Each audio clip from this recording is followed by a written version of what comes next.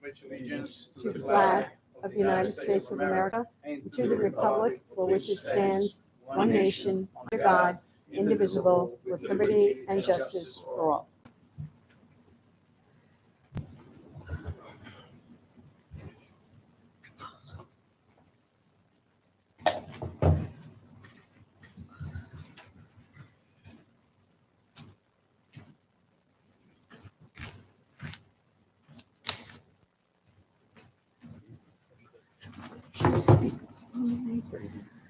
Okay, if we have a number of applications before us this evening, and I would just ask the clerk, our first being TC 5422, Eric Romer. Madam Clerk, if you would please read the hearing notice. Applicant requested a change of zone from business 1 to business 3. Town board special permit for a gasoline service station. First at 68-302C and a planning board special permit for convenient market street pursuit at 68-302-1D. The environmental impact will be assessed on this property. The property is located in Connecticut School District and located on the southwest corner of Sunrise Highway and Sycamore Avenue in Oakdale. Thank you. Is the applicant ready to present his case? Good afternoon, Madam Supervisor and members of the Town Board. For the record, Philip Butler with the law firm of Farrell Fritz PC, 100 Motor Parkway in Hauppauge, New York, representing the applicant 7-Eleven. The project calls for the demolition of an existing 7-Eleven convenience store on the corner of South Service Road of Sunrise Highway and Sycamore Avenue in Oakdale, and the construction of a new 3,900 square foot convenience store with a covered fueling station with 6 pumps and 12 fueling stations. We worked previously with town staff and with the DOT on some concerns with respect to the alignment and location of the curb cuts, which everyone now seems to be happy with. And we also incorporated some land bank parking stalls to keep the landscaped area of the property up. We're also in receipt of some draft covenants and restrictions that Mr. Colgan provided to my firm. We've reviewed them with the client, and we are in agreement with all of them. So I'm happy to respond to any questions from the board. Okay. I don't see any rendering of anything here. Are there any questions or comments at this point for the applicant? All right, hearing, oh, sorry. One quick, so you're Sure. taking some of the land, I guess you call it to the west of that area right there? That's a small piece of, it's a small lot. We're keeping everything to the corner parcel. So there's two parcels there, and everything is staying on the corner parcel on Sycamore and the service road. But That sits there now is small. oh, right. So yes, the paved surface and the improved area of the lot is expanding westward, excuse me, yes. So what is the size of the parcel? Did you acquire the parcel to the west? Or was No. that sort of undeveloped? It's going property to had? remain undeveloped, Madam Supervisor. And actually, if it will help the board, if you don't have a site plan in front of you, I do have copies that I can hand up. Please do. Sure.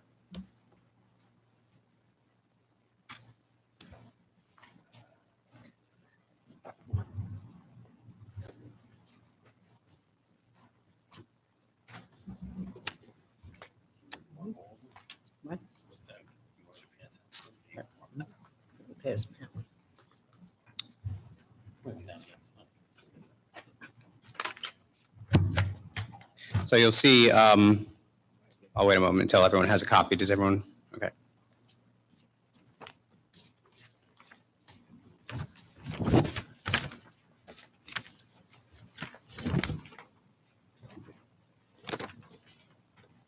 So on sheet 1, you'll see in the top left-hand corner, the required square footage of the lot would be 20,000 square feet. Existing is 147,000 square feet. The proposed lease area that we're taking from the adjoining parcel is 1,800 square feet, and the remaining area of the parcel to the east will be roughly 95,000 square feet. To the west, you're saying? Excuse me, west. I apologize. That's going to be undeveloped, right? Just That 95,000 or is it going to be developed right from this development? Well, it's not going to be developed as part of this application. I can't speak to what's going to happen in the future.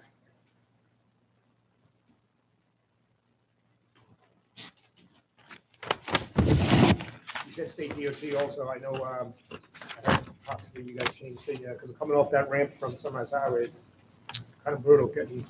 Right, so the accommodation that was made is that the curb cut was moved as far east as possible, and it's configured in a way that it can't be both an in and out. There's drive aisles that will direct the traffic in and out. West is possible, right? Sorry, excuse me? West is possible or east? East, west, because we didn't want, right, exactly.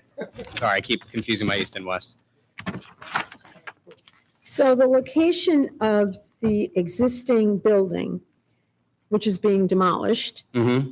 the new building, is it going in the same footprint or is it being set back further? North? South? Trying to see if I have on the existing site plan. Amanda, can you speak to that? I'm going to turn it over to Amanda LaRosa with Stonefield Engineering. She can speak to that better than I can. Hi, for the record, Amanda LaRosa with Stonefield Engineering at 584 Broadway, Suite 310, New York, New York. The existing building would be raised, and you can see in the aerial map on the first page, the building would be located a little bit south, and a new building that's more of a rectangular shape would be constructed just to allow for space for the fueling pumps. So how much, what is the buffer on that south end?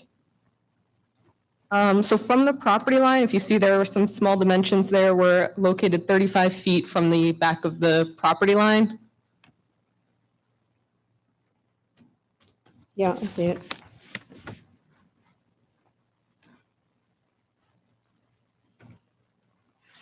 And what is the existing buffer now? I don't have an exact dimension, but from looking at that aerial that shows the lease exhibit, I'd estimate it's probably about 50% of the total lot depth there. And the total lot depth that we're looking at is probably just around 120 feet or so.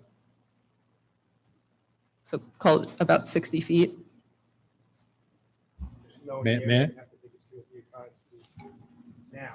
2 or 3 times, probably 2 or 3 times what that is. Presently. Yeah, presently. May- So it's going to be diminished? It's going to be diminished. right? Yes, May I? certainly. The curb cut onto Sycamore, Yes, is that going to align with the curb cut to the neighboring property to the east, which is the shopping center and the the McDonald's? drive? McDonald's. Yes, that was a request made by Mr. Colgan that we're happy to comply with. Thanks. Are there any questions or comments at this point? All right, let's hear from the department.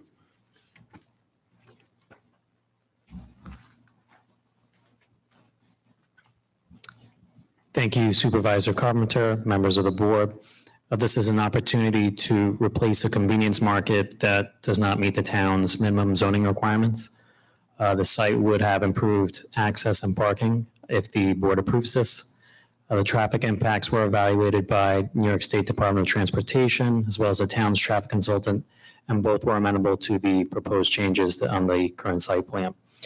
Just for housekeeping, the applicant's revised site plan for tonight has been changed to show compliance with the minimum landscaping requirements. So there's no mitigation fee may be necessary for the not meeting landscape requirements, but that will be determined during site plan review. So just want to clear that up on the record because that's not what's shown in your covenants. Certainly. Sean, thanks. You remember, I think it was 9 days ago, you briefed myself and Councilman Guadron. And the question that I had then is, I guess, the same question that I have tonight, which is the 7-Eleven that's probably 3 or 4 miles down the road next to the Bolero, where that 7-Eleven relocated from the strip mall to a standalone gas station, similar to the proposal before us tonight. That came out great. And while we had some people come forward at that public hearing for that change of zone, I think everybody, has been satisfied with that redevelopment of that piece of property. And my question was, while it's a different owner and a different developer, it is the same brand.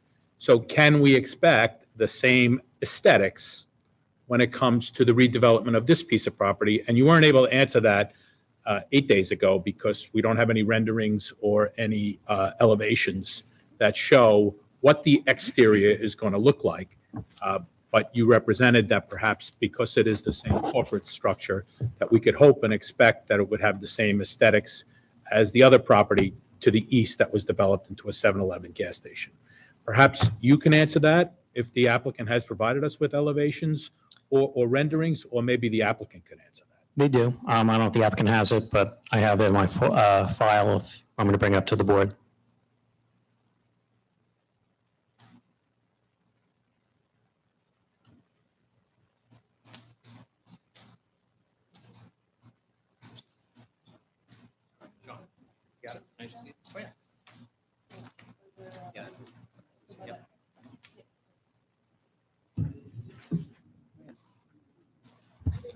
Oops.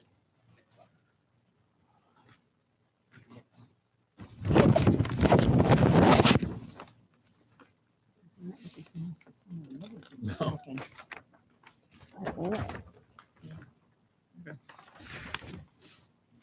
Sean, 7-Eleven has two different types of boxes now, right? Is that like West Islip or Islip? I referred to the applicant. This one is going to be laid out a little differently. They had to fit the building to the parcel that it's going to sit on. Every parcel is different. But every newer 7-Eleven I've seen generally will have a similar layout with, again, the same materials or displays. But I defer to the applicant if this one's going to look specifically different from, say, the West Islip one. The outdoor the siding looks markedly different and not quite as attractive as some of the newer 7-Elevens that we're seeing. Are they changing their model and going to this brick facade and cinder block, it looks like? Oh, I believe this is a franchise. I'd have to defer to the applicant. That could be why.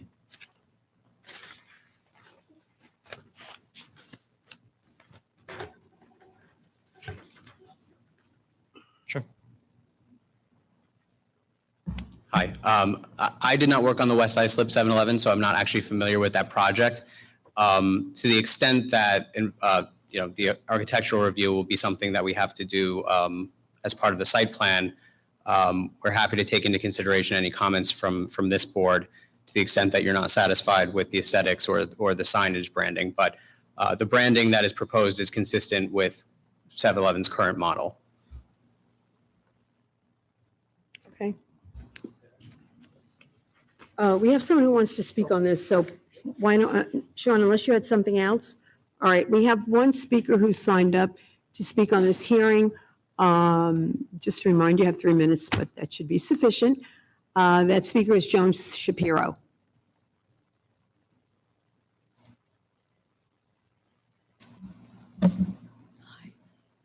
Good evening, Supervisor Carpenter and the board. Joan, if you could speak into the microphone, please, so we can Sorry. hear you. Thanks. All right. My name is Joan Shapiro. I live at 21 Woody Lane in Oakdale. I've lived there for 43 years. The area that they're talking about, I'm not actually sure what an environmental impact is. I'm just concerned with my quality of life. All right, that area is, I like the 7-Eleven there. I do. I like the personnel that work there. They're good people. All right, but getting in and out of that area is horrendous. All right, and I can't see where 6 gas pumps are going to help my quality of life. There are 2 gas stations, a Shell and a Mobil, within a quarter of a mile further down on the Sunrise Service Road. I understand that having moved out here, there's more houses, there's more need for product and services. All right, I just don't see where this gas station is going to be worth it, okay? I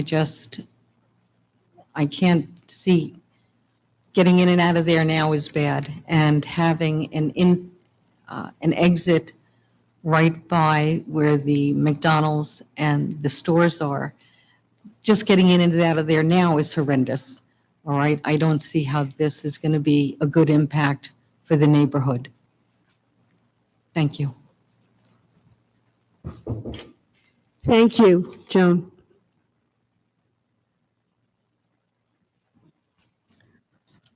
Let me see.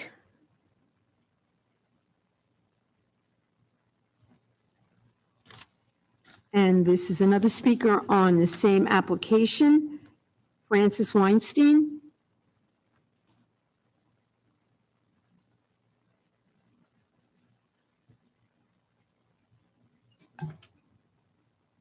Hi, thank you for letting me speak today. I live 1 block away from this proposed gas station. I bought my house 40 years ago. I bought a house with 2 acres because I had planned to retire my horse in the back, on the back acre. And this kind of like makes it really hard to do something like that, having a gas station right next to it. Also, there's all the issues of the traffic problems. Coming off of Sunrise Highway onto Sycamore Avenue is always an issue. There's the traffic from McDonald's, which causes an issue. I have to leave for work every day, and I'm stuck in that trying to get off of Sycamore Avenue onto Sunrise, and I don't think that this is a very good idea. Okay, thank you so much for coming down.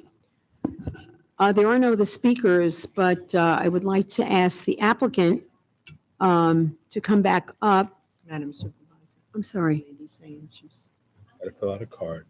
excuse me? that one. And your name is? Okay, I'm so sorry, it's here. You're very welcome.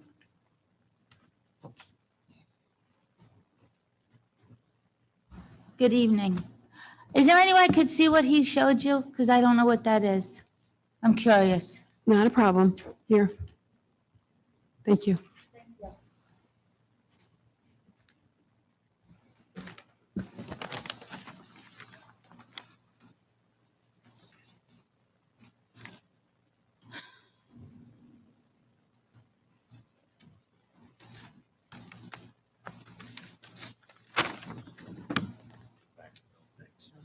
Great.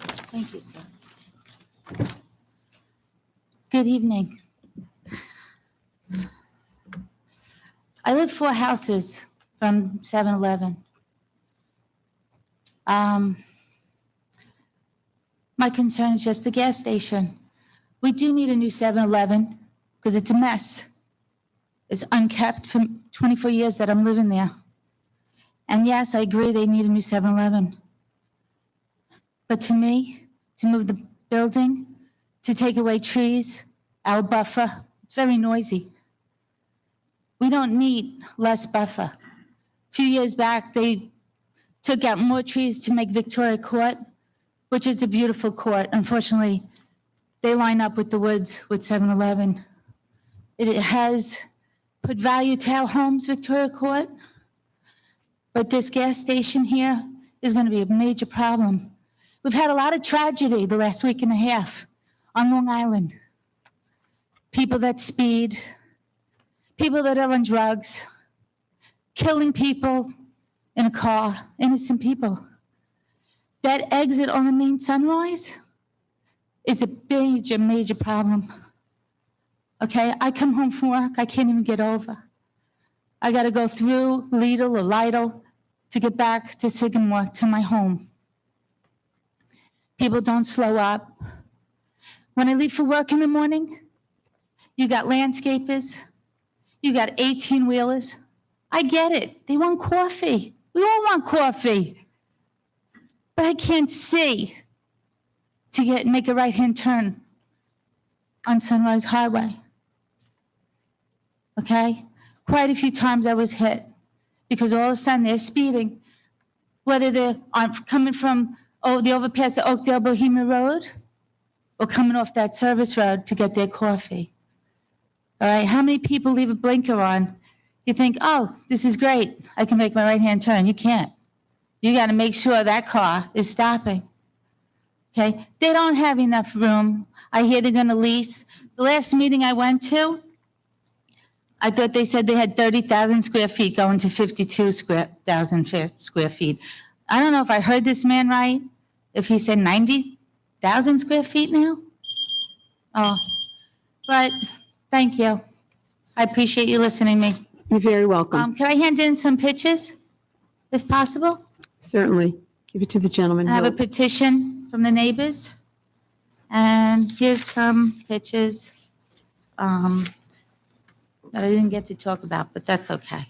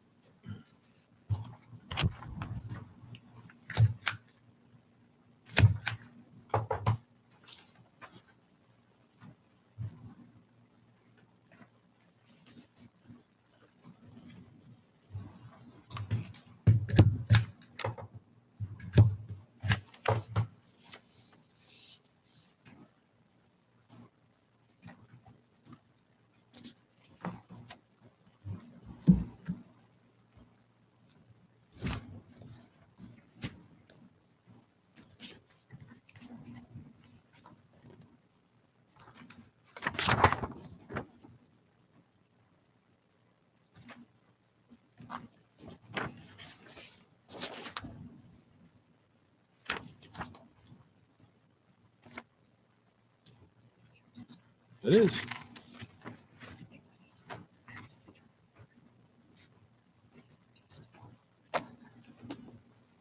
Let's see what he has to say. Reserve? Reserve?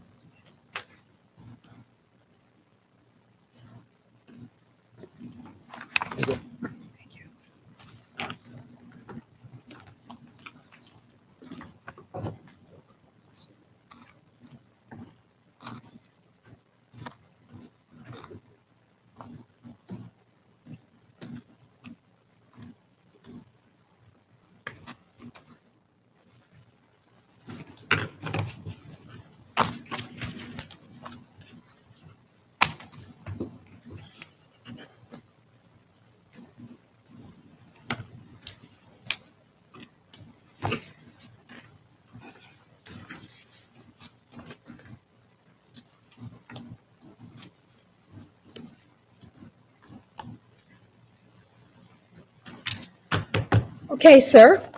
You heard from the residents that are in the adjoining area really seem to have some concerns about the fact that the gas station's being added, the ability to come off Sunrise Highway, get in there, coming down Sycamore, access. Is there any signage or anything planned to keep tractor trailers from being in an area that would block visibility coming out of Sycamore? So signage and visibility and site distance, especially for Sycamore Avenue, is something that we would certainly address during the site plan portion of this. And the reconfiguration of the site, and specifically the curb cuts, is designed with that very issue in mind, which is why we already worked with your town staff and with the DOT on that specific issue. So to the extent that we haven't already incorporated measures to mitigate the issues that have been discussed, additionally, the issues of site distance and signage will be addressed during site plan. Regarding the number of pumps, it looks a little, I mean, is it designed to be double banked 3 and 3, or are you looking at a string of 6 pumps there? So there are 6 pumps and 12 fueling stations. So if you're looking at it, the cars would be On either side? facing in a north-south direction, if you're looking at the plan. And there would be bollards on the north and south sides of the pumps.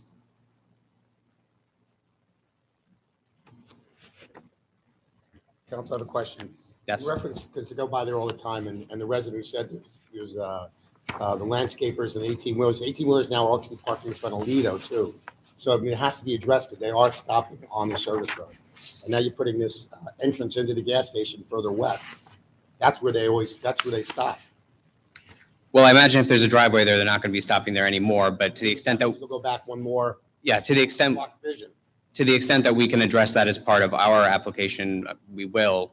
But obviously, we have no control over what's happening on the DOT's right-of-way. So that's really more of a DOT issue. But like I said, to the extent that we can do something about it, I can take it under advisement with the client, certainly. All right, are there any other questions or comments for the applicant? All right, I'm not quite sure how everyone else feels about it, but I think a lot of questions have been answered and a lot that you say would be addressed in site plan review.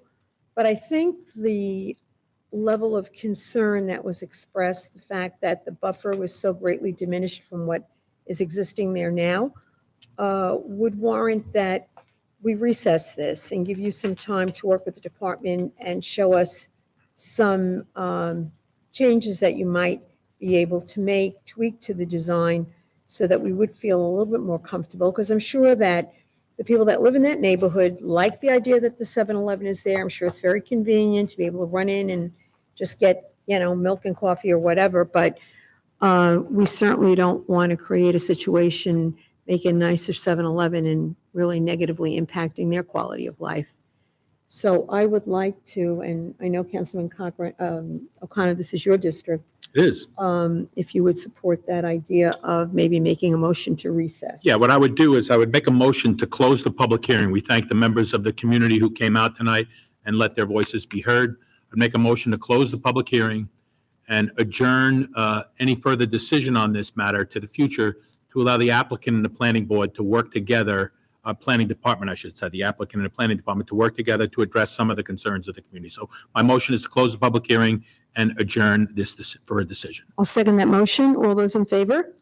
Opposed? Okay, the motion, application is adjourned. Thank you. Yes. So we will obviously take your comment back to the client. I just want to place on record that obviously the setback is code compliant. No, I understand that, but it's far different from what is existing presently. Okay. All right, and when you're talking to the client, you may want to ask them to look at the kind of siding and some of the other 7-Elevens that are around that have more of a country kind of residential look to it.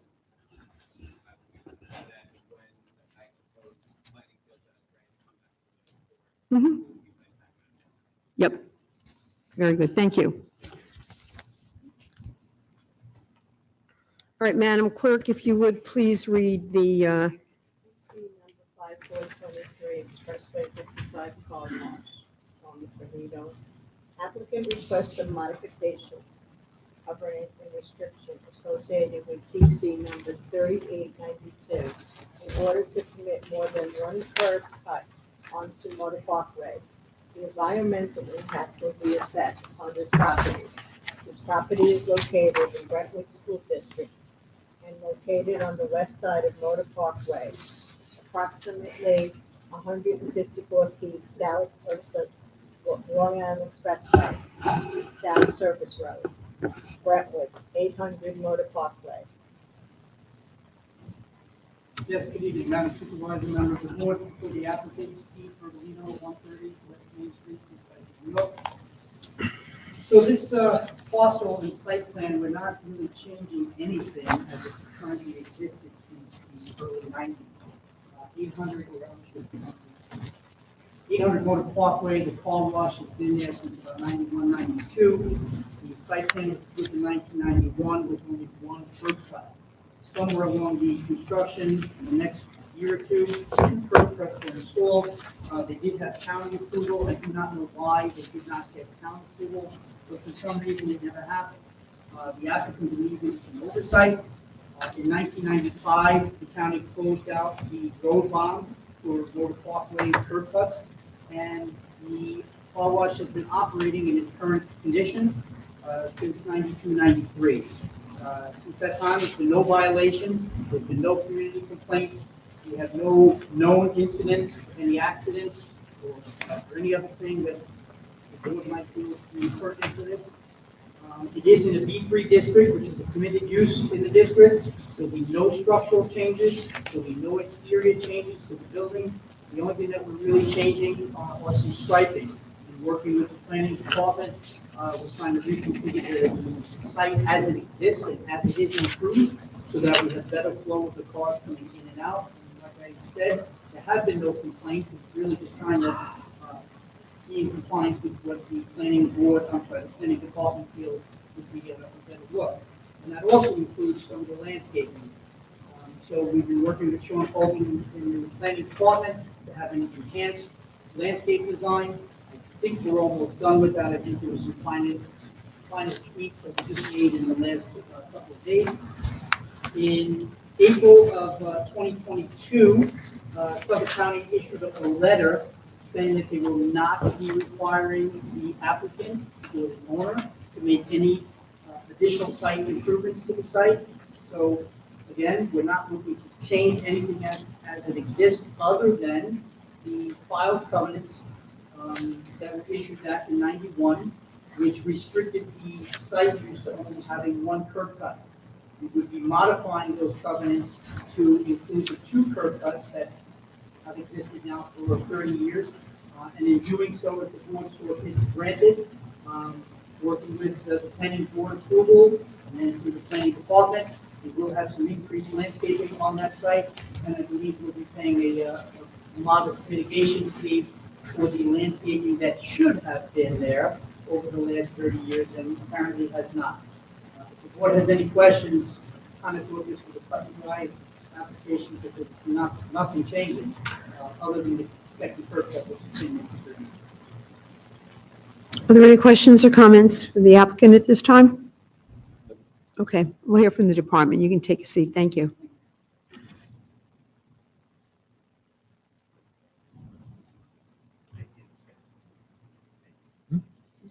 Yeah, of course. Yes, review this application for the planning board recommended lowering the fee to $10 per square foot and right over the main. Suggested that area here, the additional second curb cut, as well as some other areas. When all said and done, the fee would have been approximately $32,000. Under the current covenants, they recommended lowering it to $12,000 and restoring that area to the east of that historic area. After the proposed rhododendron, Fairbury Dailies, they've been reviewed by the town's engineering division. They had some minor recommendations that they didn't around, but again, these projects of site triangle is really getting in and out of the site. That was my board recommendation. The Suffolk County Department of Public Works did issue a permit for that second work. As far as the staff is concerned, that car wash is not operating with that.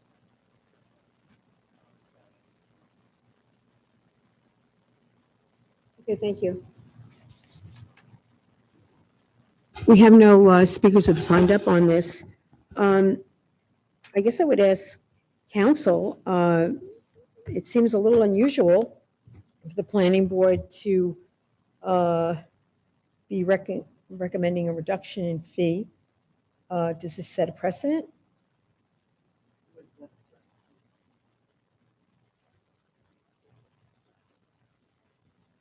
Is it something we've done in the past?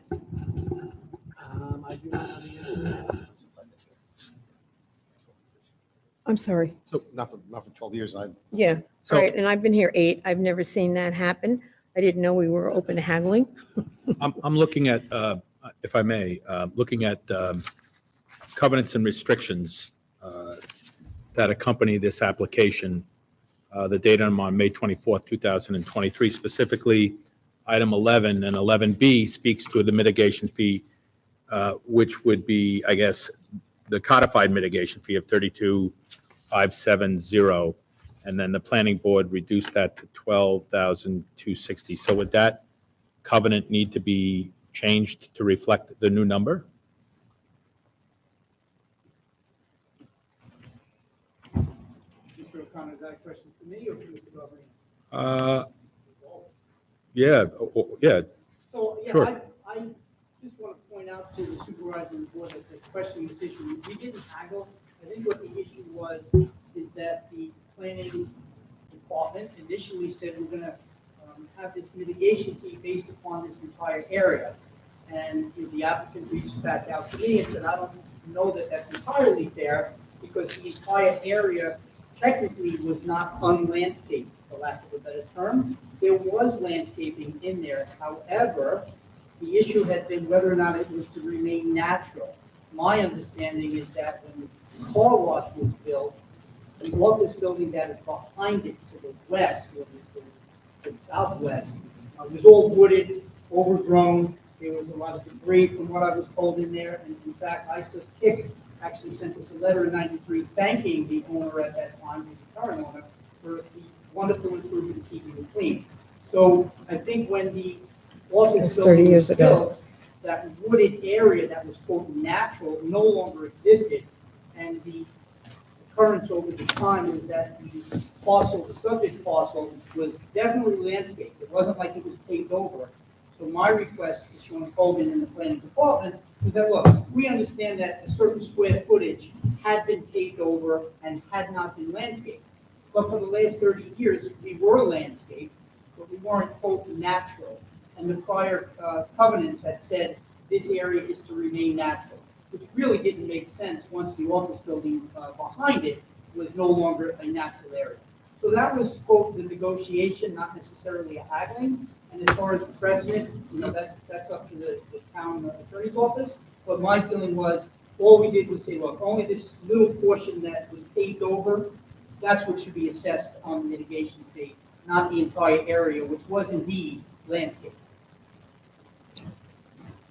Well, I would have to disagree because you have to look at the application and the parcel as a whole. And also, some comment was made that some of the improvements in landscaping that you're committing to certainly can't be as robust as we might like to see because it may impede visibility. So that sort of makes me think that you're not going to be doing as much as, or required to do as much as you might have been required to do if access and visibility were not a concern. So it seems to me that the fee as originally proposed is the fee that really should be paid. But I'm just one person. I'm Counselor? just, again, not looking to quarrel or argue, but I can read. And it does say the staff has concerned, this is based on the staff analysis that has been provided to the board, Mr. Bertolino. And I'm going to read it to you so that you can share it with your client and then hopefully represent to this board that you will agree to these conditions. It says, the staff has concerns with regard to the precedent this would set, meaning the reduction in the fee, as a penalty was clearly prescribed when the zone was originally changed. Should the board give consideration to reducing the amount, the staff recommends that the board require substantial and superior plantings in the area that appear to have been cleared while maintaining all significant existing vegetation. So the staff is recommending that if we were to agree to the reduction in the fee, that the applicant agree to substantial and superior plantings in the relevant area. Does the applicant agree with that? Mr. O'Connor, wholeheartedly we agree, and I can tell you that so quickly because that was the issue in front of the planning board as well. And we had very similar commentary, and I went back with Sean, and that was the question when I said in my presentation, there's been a lot of tweaking of this landscaping. What can we actually put in this tiny little triangle that would meet the definition of substantial and superior? And as Mr. Colvin just set forth to the board, that's kind of like the issue. What can you really put in a small triangle that meets that definition? But yes, Mr. O'Connor, members of the board, the applicant has given me the authority, for lack of a better term, to present to this board because I know what we talked about with the planning board. We will install substantial and superior landscaping in that one particular area, or as required by the planning department. But as the department said, the ability to do that substantial and superior is severely compromised because of the concerns about visibility. So I don't see how we can, in good conscience, reduce that fee if you're not going to be able to, put in substantial and superior landscaping. And I think the question, Madam Supervisor, is twofold. Number one, personally, I disagree about the visibility now it's 21. This second curb cut that we're talking about is further east, if you will, on Motor Parkway. And as you exit, Motor Parkway can only go east. So if you're in a vehicle leaving a car wash, looking to your left to see oncoming traffic, you don't really need to see to the right where this landscaping is going to be. You're not looking at traffic coming from the right, it's a divided highway. So that's my disagreement with the visibility part of it. On the second part of it, I do agree that we can put in much more colorful and much more abundance plantings that, let's say, the planning board might not normally require for a commercial site like this. So we would be enhancing what generally the planning department, planning board, and even the town board might say, hey, that's okay on planting. We're gonna do much more than that. Okay. I don't want to go, nitpicking and go back and forth here. I- Councilman Cochran? Counselor, do you work when you work with the planning department and the engineer? 2 years ago, we did a specific schedule of all plantings, natural shrubbery and trees that were approved by the planning department, approved by Cornell Cooperative, approved by PS&G for wire friendly and sidewalk friendly. That's all down there, and it's all top shrubberies and trees. So that should be looked at before we make a move. Sean, can you make sure that he gets that schedule? It's a pretty in-depth schedule. I mean, I can figure it out, and it's pollinating. So if you put some pollinating plants in there, I'll be up there with the camera with Jorge and the supervisor for precedent. Certainly. Councilman Lorenzo? One quick question. Isn't there a road to the east of this area that you can turn out on or turn in on? There is, I don't know the name of it. It's a very small road that really only services that office building behind us, which was not there when the car wash was built. Very few traffic. That office building doesn't really have a lot of traffic in and out. But again, at that road, you can cross over the divided motor parkway and make a left turn. But when you're pulling out of our site, the subject parcel, you're looking to your left as you're making sure no cars are coming as you make that right turn, and the landscaping is to your right. So I don't know that the visibility, in that particular triangle would really be much of an issue. We'll do the best we can to make it substantial. Well, I mean, the department is the one that raised the issue of the kind of plantings you could put in there because of the access issue. Unless there are any other further comments or questions, I'm going to make a motion.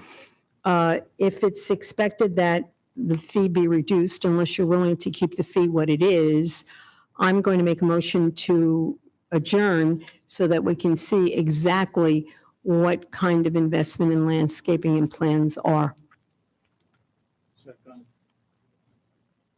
Okay, we have a motion and a second. Madam Supervisor, thank you. Okay, the motion is to close the public hearing and recess. We have a motion and a second. All those in favor? Aye. Opposed? Approved. It is recessed. Thank you. Good evening. Okay, Madam Clerk, if you would please read the next application.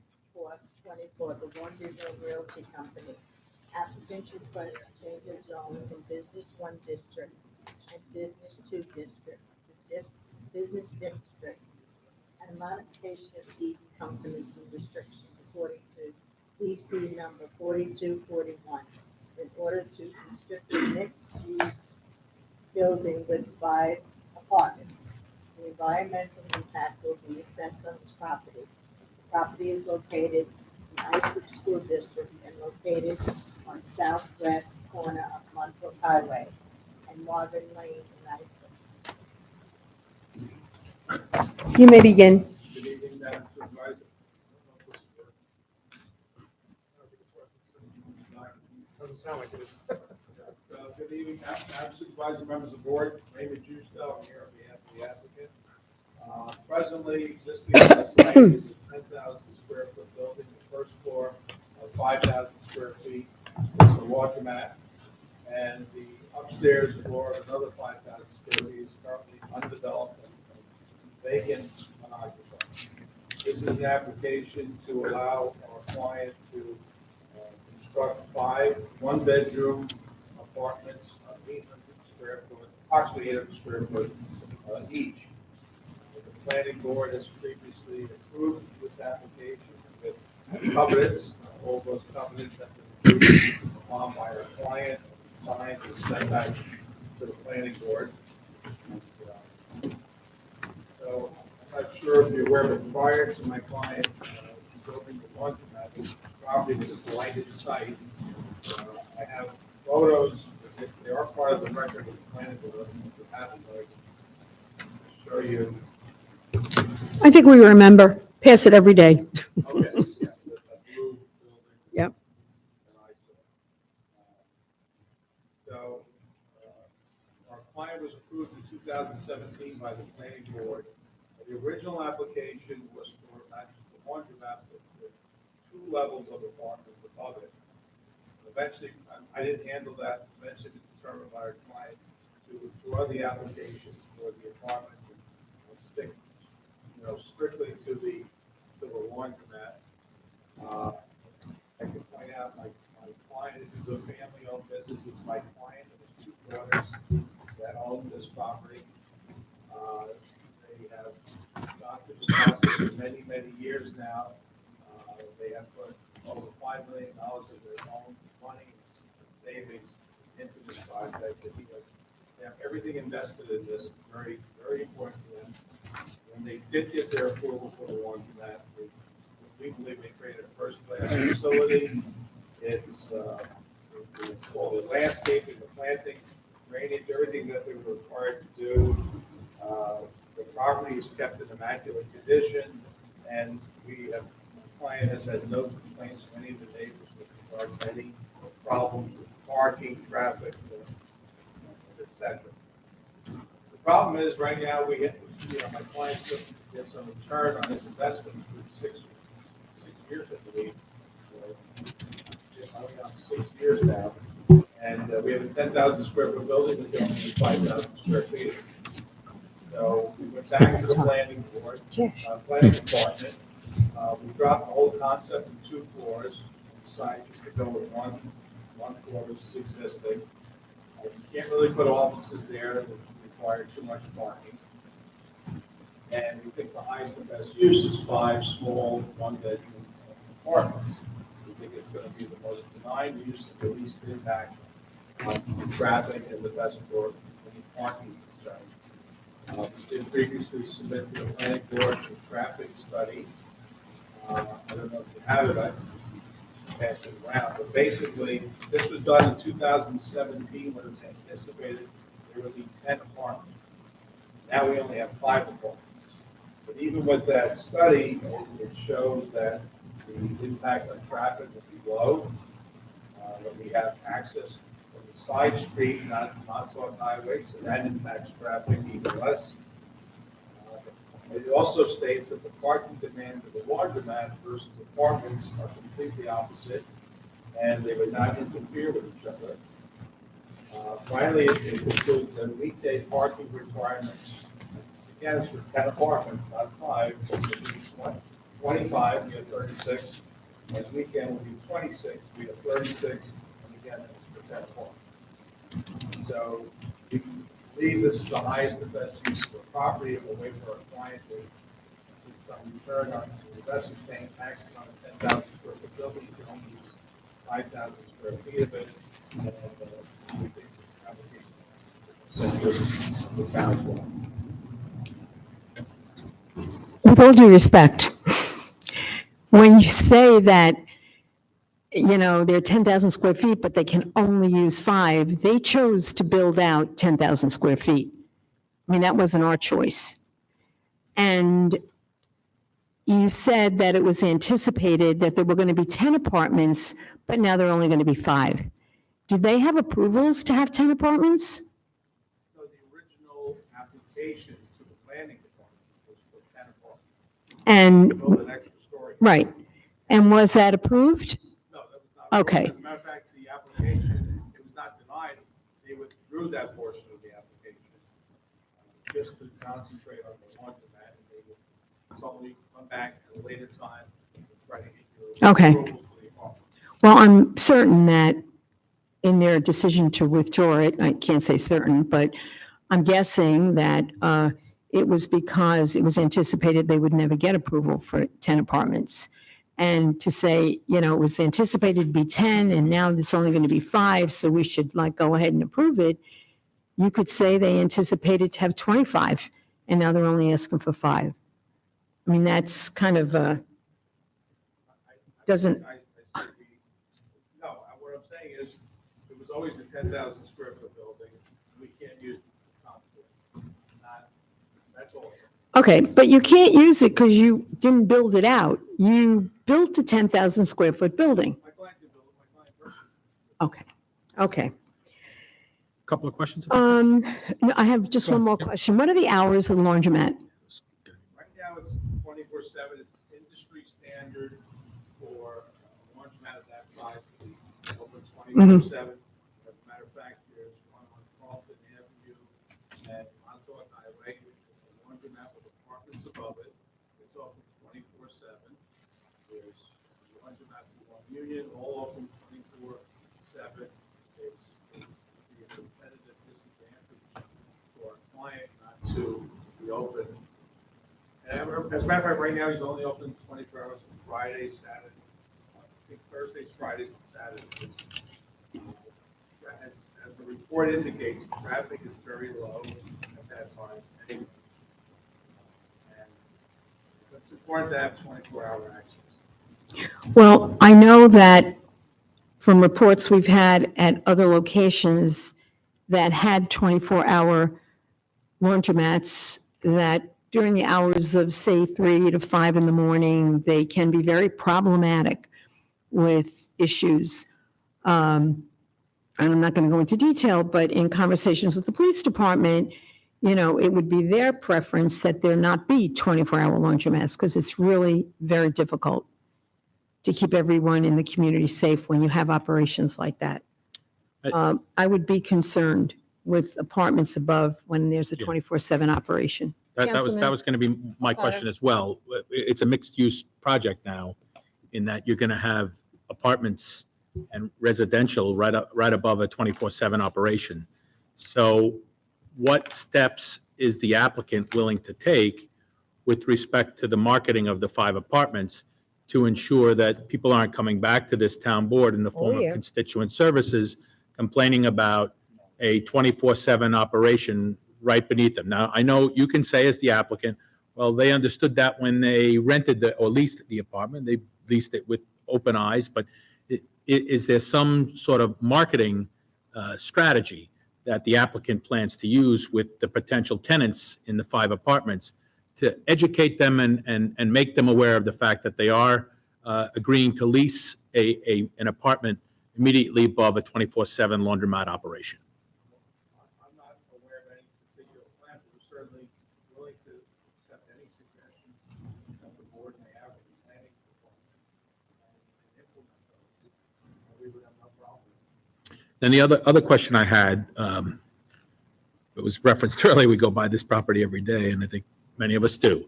So I went by today, and I noticed, as you're looking at the building from the very front, the furthest west of the building, there is a doorway there. I imagine behind that doorway is the stairway to the second floor?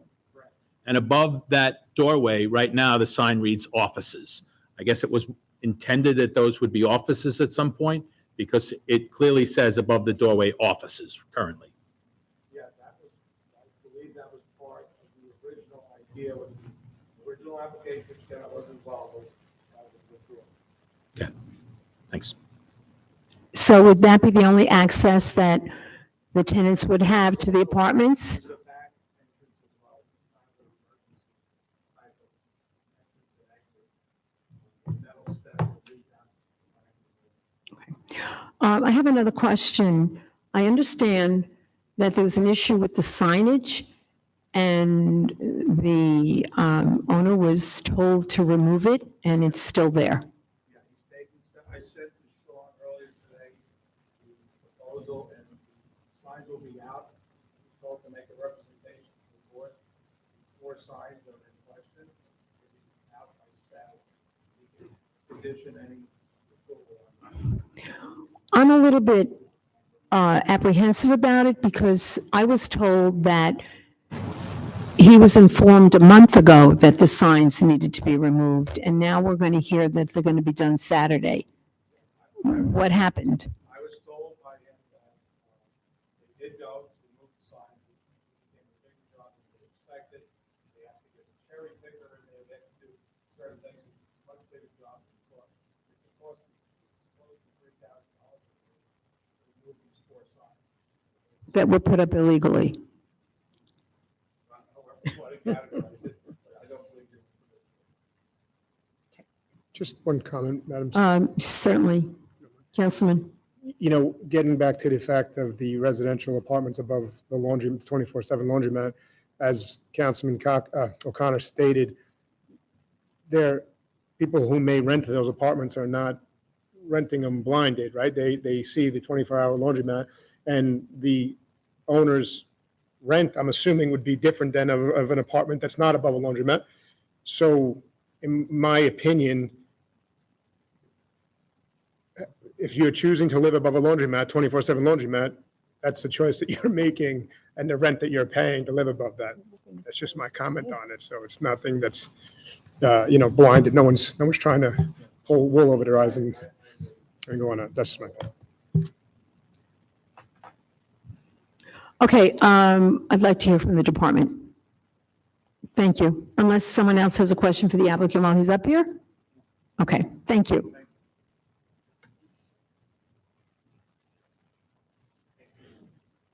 Just to summarize briefly, this property, it's approximately 24 miles away from the general rule of thumb.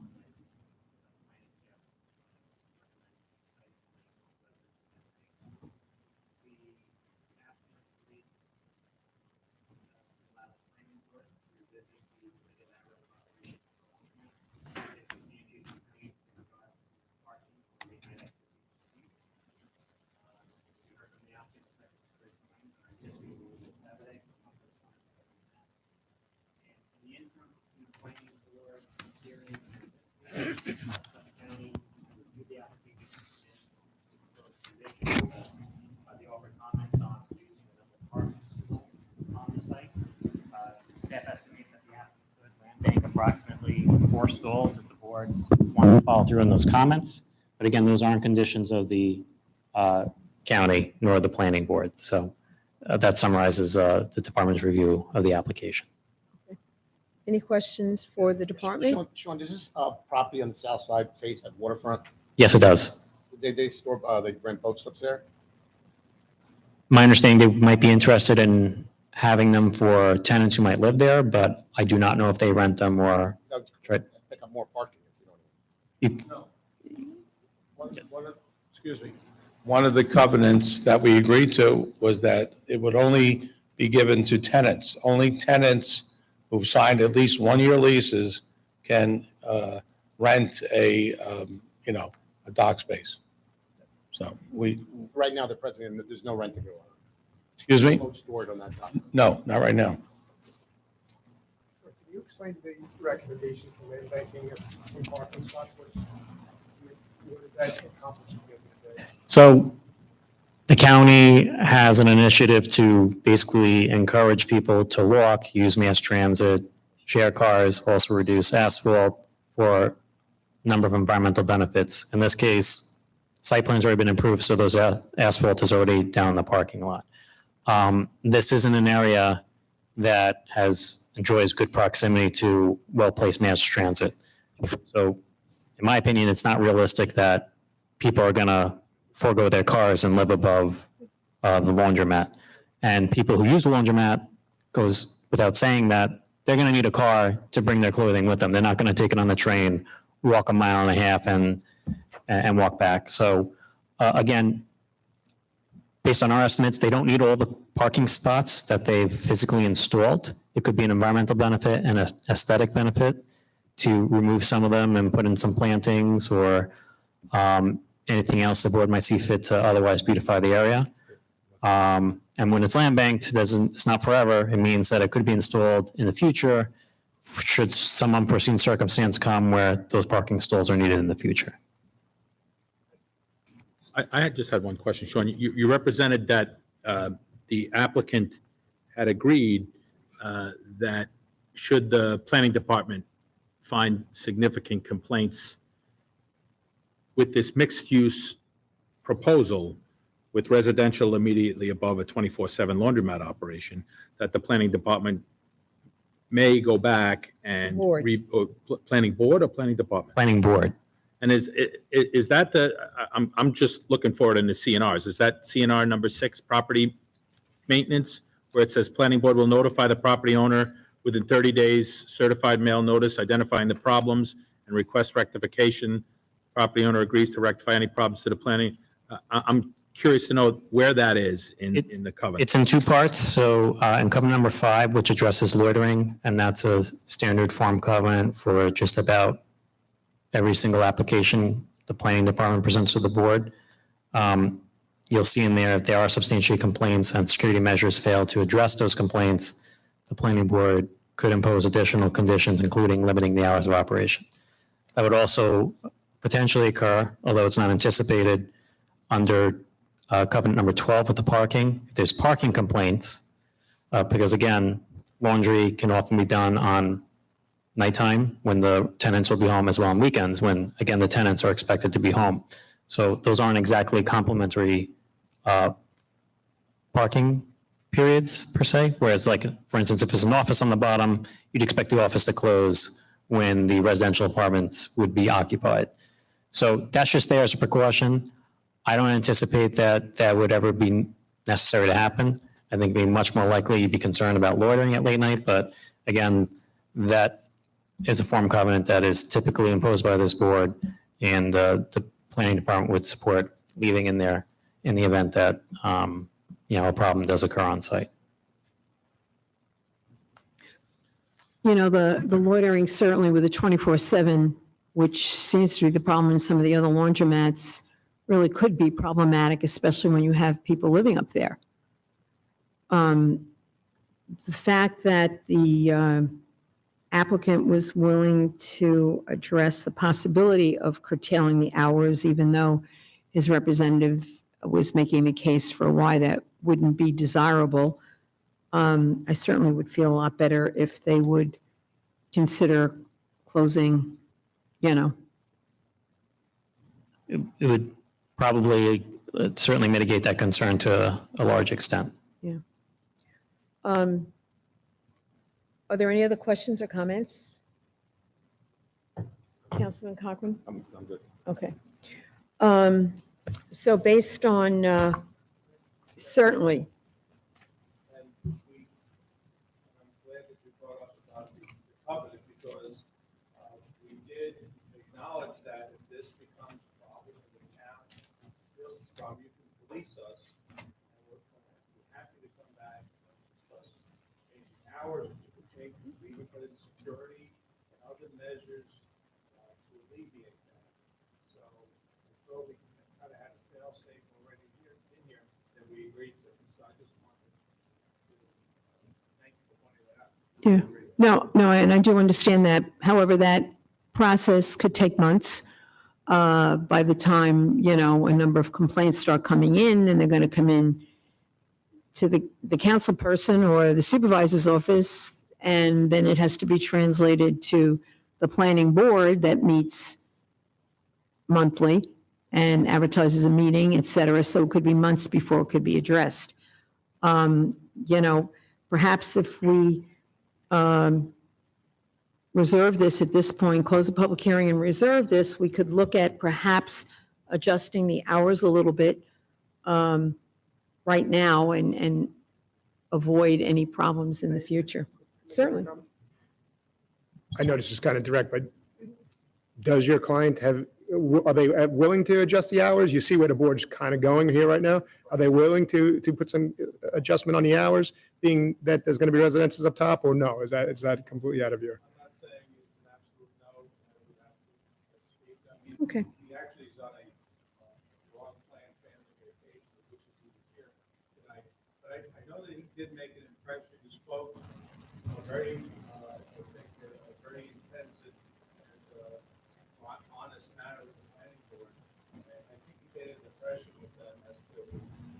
integrity and his willingness to do whatever it takes to make this a first-class facility. Yeah. And to monitor the situation constantly.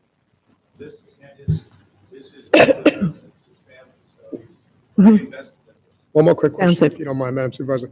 The other, you mentioned other 24-hour, 7-day-a-week laundromats in the area. Does any of them have residential above? Yeah, the one on Carlton and Montauk Highway, right down the block.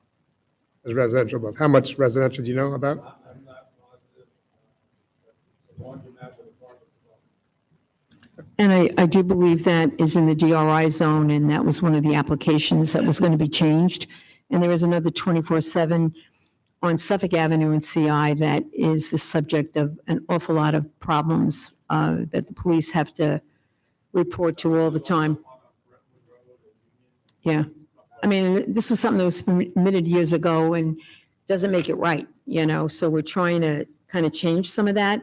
But the fact that you're saying that your client really wants a first-class operation, it appears to me if you've got people living above, to be a little bit more respectful and not have the possibility of people loitering out in the front, playing music, smoking, pot now, which they'd be allowed to do.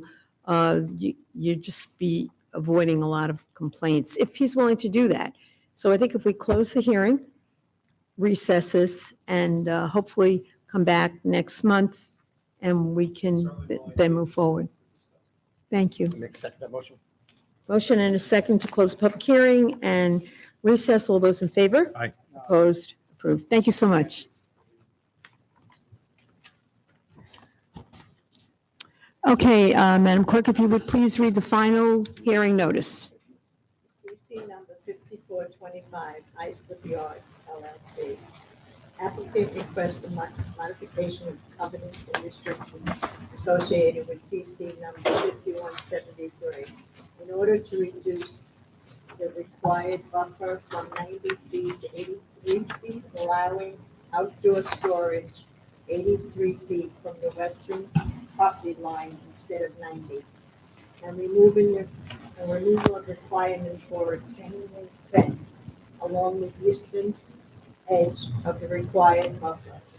The environmental impact will assess on this property. Property is located on Brentwood School District and located on the west side of Bloomingdale Avenue. Thank you. You may proceed. Thank you. Good evening, Madam Supervisor, members of the board. My name is Daniel Baker from Greenberg Traurig, 900 Stewart Avenue, Garden City, New York, 11530. I'm appearing tonight on behalf of the applicant, Islip Yards LLC, which is also one of the entities associated with the Landtech Group. And this is Landtech's facility for office and all of their storage, materials, and so forth. Our application tonight is to modify the existing covenants and restrictions that were put in place as part of a change of zone application to the town board in 2014. The reason for the request is the current CNRs provide for a 90-foot buffer at the rear of the property or the west side of the property. And in effect, there is an 83-foot buffer that has existed since really the time the buildings were constructed in 2014 and later. As it stands right now, there is a berm that sits right at the about the 83-foot mark. And that berm was there and was in place before they did any work or construction. It has not changed. It has not moved. The berm ranges probably from about 15 feet in height to as much as 30 or more. It has fully mature trees and vegetation and growth that was there previously, continues to be there, and is fully intended to remain the way it is. The reason for the need for the reduction in the 90-foot buffer is because of some HVAC equipment that originally was contemplated to be on the rooftop, but ultimately was determined to be better placed at the rear of the buildings, which sits in that setback area. Again, did not have any impact on the berm that existed before. It's still the same way. And as the property has been developed, there's now some other materials further south along the property where there are sand and other materials that they use in their in their work that are put up along the property line. So that there's not only this berm, but along the bottom of it, in some places, some small retaining walls, and then other things that are keeping everything in place. The bottom line is that there is really no impact to any of the neighbors. The buffer at 83 feet is as substantial or close to as substantial as it would be at 90. The height of the berm protects the neighbors from seeing or really hearing anything coming from this property. And again, the natural growth that is there, the mature trees, rise even higher than the berm itself. So there really isn't any impact, but as part of a review of the building site and permits and making some change there, this came up and seems to be a reasonable request. Certainly, if there are any questions, I'm happy to address them, but we believe that there's no impact that will result from this modification. Okay. Are there any questions or comments for the applicant at this point? All right. Sean, if you would. Thank you. The planning staff walked the site with the applicant's representatives, and the buffer and the berm appeared minimally disturbed near the area where those HVAC units behind the office building were installed. Given that there appears to be no appreciable difference in the berm from pre-construction, the staff doesn't have any objection to clarifying the width of the berm, as it was varying in depth, even when you compare it to the older aerials in the survey that was submitted as part of the original application.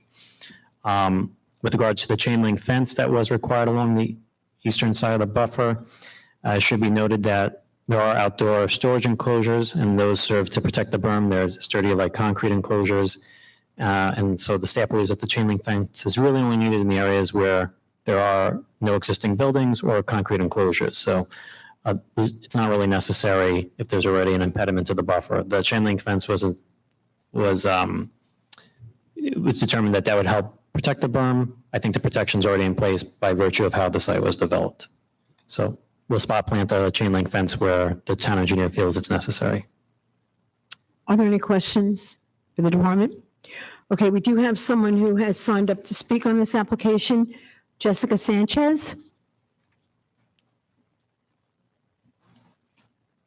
Hi, good evening. My name is Jessica Sanchez. I live at 1661 Heckscher Avenue, directly behind this building. My concerns with this being approved is that this was all they're putting in for permits after the fact that they did this. The actual owner. Could you please speak into the microphone?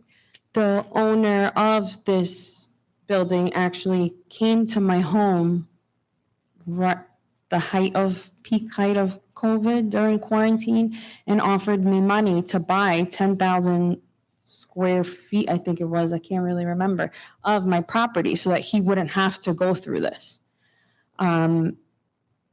When I first purchased my home, behind there in that was just plain, the berm, it was just trees. It's in the springtime, it is fully grown. Yes, it is. But I have pictures here of what it looks like in the wintertime when the trees are bare. And now with their third floor building that they just built, there's anyone, I don't know who's working in there. I don't know what it is. I don't know what predators could be in there in the middle of the night or whatever time. I have 3 little girls who play in that backyard. And at any given moment at night or during the day, there's full access view to my property. And unfortunately, yes, I do live behind something that is commercial, and that's something that the town should keep in mind when they approve commercial mixed with residential. But in the wintertime, I can hear anything that they do back there. When they were building this, I could hear the banging that it literally shook my house. And I live in a community where there is, when you call the town, you face retaliation. So the fact that I even come here for me was big, because my husband didn't want me to come here. Everybody said, no, you go to the town, they're just gonna come, and the people that you call the town on are gonna come back to you, and it's happened before. So I was very apprehensive. At the last month's meeting, I couldn't make it because I was on a planned trip. So if you approve this, then what precedence does that set for every single time that they want to build something? Okay, we'll just build it, and after the fact, we'll come in and we'll put in for permits. After the fact, we'll try to figure it out. After the fact, I'll try to buy off the people that live around me so that it can be okay. Because that's exactly what happens to me. So in March, April, when there's no trees back there, I hear everything that they do. Like I said, my house shakes whenever they're building anything that is going on. I have pictures of it that I can share with you during the day and in the evening of what it looks like with all the lights. And that's something that wasn't accounted for. And I think it's something that should be noted moving forward. Thank you.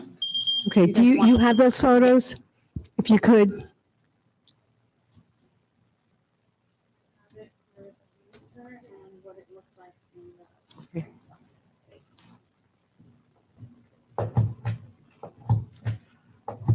All right, there are no other speakers, so I would ask the applicant to come back up and address some of the concerns we just heard. Thank you. I certainly can't speak to conversations that may have happened between my client and Ms. Sanchez. I wasn't present. I haven't heard about them, so I don't know about those. But first, what I can do is submit some photos to the board.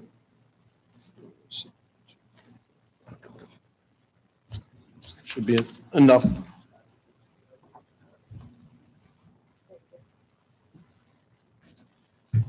And these photos just show the berm, the trees, the vegetation, et cetera, that is there now.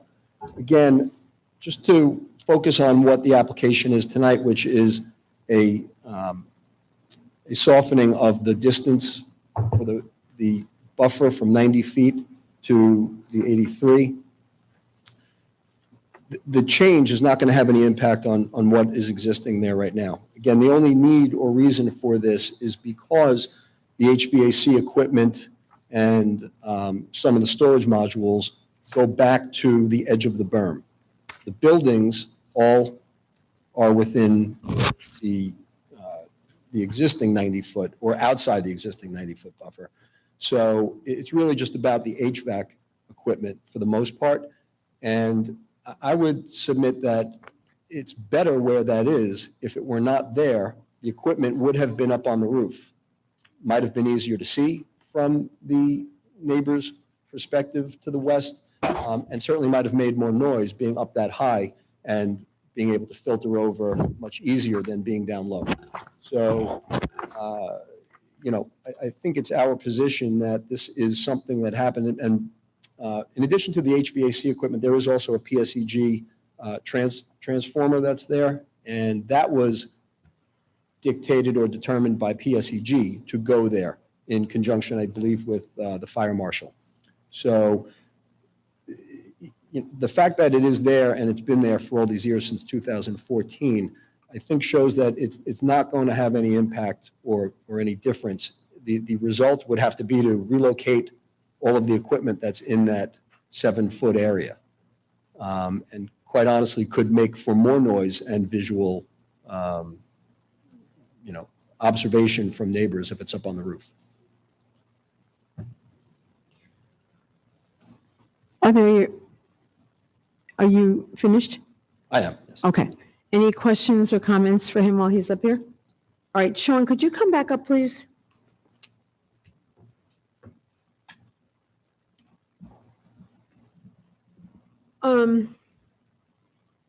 Is there any way that the landscaping could be altered or required so that there would be a screen 12 months of the year? If they had Leland cypress, which grows like wildfire and, would be there 12 months a year and green and lush and full, and they wouldn't have to see what they're seeing now. I would say it's possible, but not definitive. I think the issue here is that once you start disturbing that berm, you're disturbing established vegetation that somehow made it in there and started to grow. If you're talking about Leland cypresses, You're putting them in there. You're going to compromise root systems of existing trees and vegetation, so that's gone. And then with the berm, those really aren't ideal growing conditions for typical vegetation. I'm not saying it's impossible. I'm saying if that's something the board would like to explore to address Ms. Sanchez's concerns, I would feel more comfortable working with the engineering staff to seeing what sort of happy medium we could try to accomplish that, again, doesn't disrupt the natural berm that's there now, because I think that was a key element of mitigation for the original rezoning, and it's not a minimum requirement, so I think it's very beneficial to keep it there, because I think that's doing a great service to those residences in terms of blocking truck noise or forklifts or whatever other activity might be going on there. It's just that, As you said, maybe there are some things that can be done to enhance the existing there berm. might be, but I don't have that expertise to say what definitively would work. What about the lighting on the building? Is there any way to create some sort of screen or, diffusers or something that, It could potentially be some screens. I think I would want to run that by maybe one of our building plans examiners or the chief building inspector or even our commissioner who has experience in that regards. And we could get some recommendations from other town staff that routinely deal with issues like that. does anybody have any questions or concerns? Okay.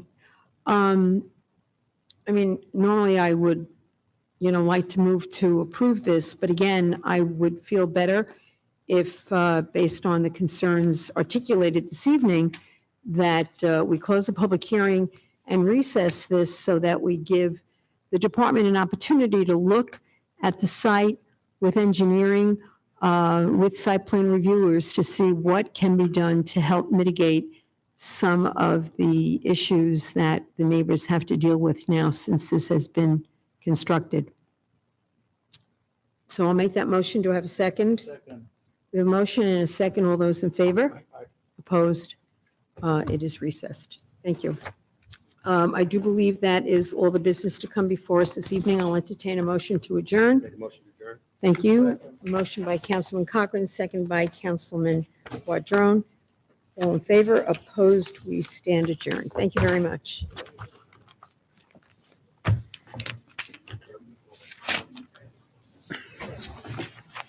Didn't do anything.